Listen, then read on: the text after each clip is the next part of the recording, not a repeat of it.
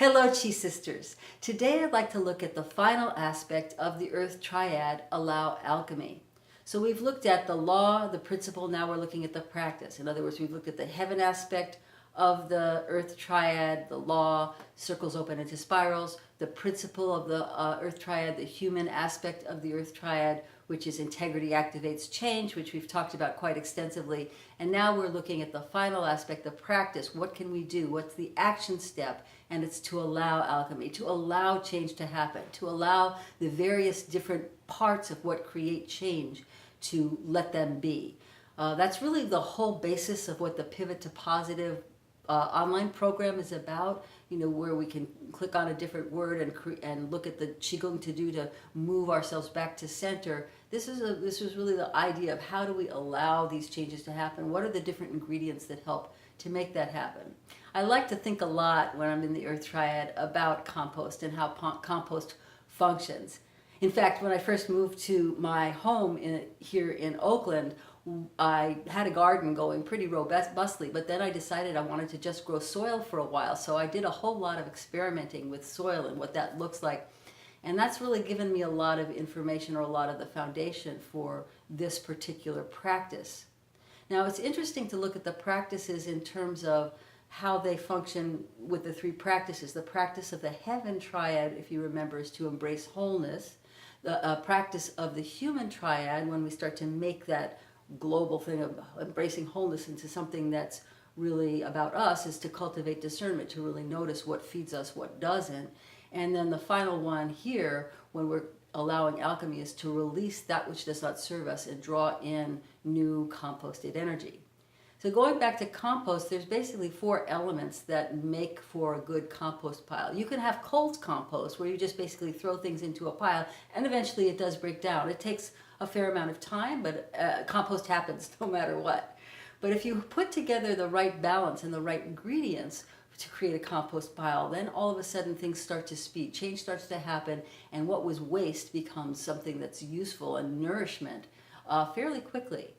And the 4 elements that are needed for a compost pile are air and light, and being able to aerate the soil, moisture so that it doesn't get too dry or too wet for that matter, the right balance of moisture, and then browns and greens, so old dead matter and then fresh green matter as well, so weeds and that kind of thing, plus old dead leaves and twigs or whatever. So I like to look at this metaphorically. So if we think about air and light, if we're thinking of ourselves as sort of composting, allowing this change to happen all the time, and to really have that sense of changing in the direction that we want to go, that we're creating what we want to create in our lives, then we look first at air and light, which is really about bringing in that heavenly, that observer self, that ability to really look at, see what's going on, and be able to perceive what the lessons are that we're taking in when we embrace wholeness and cultivate this discernment. The second part, moisture, has to do with our feeling state. So how we feel about whatever's going on, to be able to have that sense of when, for example, something happens that's like for instance, I have had a few days where I just felt so blah. Have you ever had those days where you just feel like, I just don't feel like it? I've had a couple days like that, and I've had to really step back and look at, okay, what's going on? What do I need? So that's the air and light, bringing into what's happening. Why am I sort of losing my sense of zest? And then what did I feel about that? And I had all these feelings of shame and sadness, and just things that were in relationship to what's going on in my life right now, and also maybe atmospheric and weather and astrology and feng shui. There's all kinds of factors. But anyway, to have the feeling sense of what that was.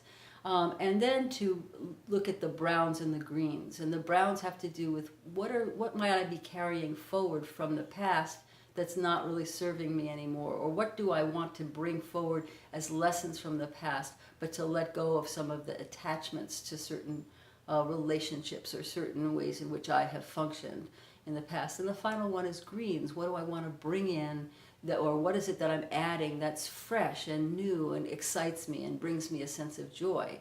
So for example, for me, a lot of this is related to the work that I do, and sort of continually to morph and evolve how I work with people to bring forward who they are through the Way of Joy system, and also through speaking or storytelling, And as I've been looking at all of this, I've been noticing, all of the resistances and the things that are coming to me.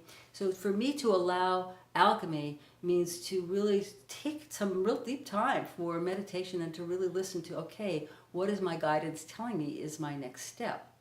So I'd love to begin the conversation with you about this, and ask you, if you were to say, what was the air and light, if you were to think about what's going on in you right now, that needs to alchemize, that needs to allow it to shift or change, what would your wisdom or your guidance say? What's the air and light that you would bring into your compost pile at the moment? So I know that there's all kinds of ways to look at compost, but really think about it right now in terms of the breaking down of the old, bringing in the new. So this is all, again, about the Pivot to Positive program. How do we do it? So what's happening for you right now that you want to bring air and light into? And I'd like to go ahead and do a little Qigong with you. This practice that I'd like you to do this week is allow alchemy movement, which is grounding to earth. So I'm going to have you stand with your feet hip distance apart. And then I'd like you to take a moment to feel the ball of your big toe, the ball of your little toe, and your heel firmly planted. And when we're working in the earth triad, it's particularly important. Stance is always important. Grounding is always important, but we want to be very mindful about it when we're working with compost, right? Around releasing the old, bringing in new nourishment. We want to really have a sense of that being in alignment. So big toe, little toe, heel. Lift the crown of your head up towards the sky. Lengthen the back of your neck. Relax your jaw. Relax your throat. And take your left hand underneath your right hand. And the back of the right knuckles inside of the left knuckles here. And as you breathe in, you're going to bring your hands up towards your heart, taking in that nourishment. And as you exhale, you're going to release whatever is no longer serving you or anything that feels clogged or stuck or stagnant. So as you inhale, bring your hands up. And as you exhale, let them lower down. Again, inhale. And exhale.